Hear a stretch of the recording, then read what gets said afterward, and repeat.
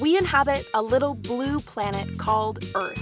Earth is habitable because it had the right conditions and ingredients to enable life as we know it to evolve and flourish.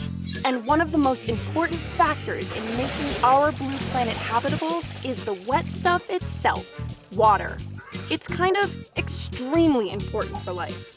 When it comes to the search for habitable exoplanets, planets outside our solar system, we think the ability to have liquid water on a planet's surface is just as important for those worlds.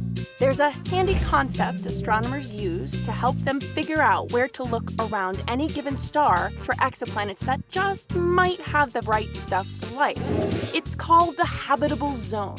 It's the distance from a star where a rocky planet with an atmosphere could have liquid water on its surface. In our solar system, the habitable zone extends from around the orbit of Venus to around the orbit of Mars. Earth happens to be nice and comfy in the middle. But it takes more than just a good location. Orbiting in the habitable zone does not guarantee a planet will be habitable. After all, the moon is right here with us, but it's certainly not habitable. Sorry, moon. The location of the habitable zone depends on how big and bright a star is. The nearest star to our sun, Proxima Centauri, has at least one planet in the habitable zone.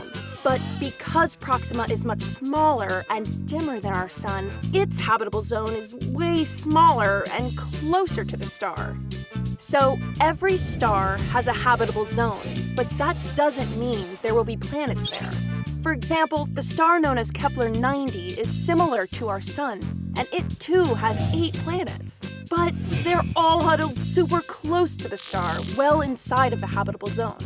But the longer we look, the more likely it becomes that one day we'll find another little blue, water-covered planet right in its own comfy habitable zone. And that would be a planet worth a closer look indeed.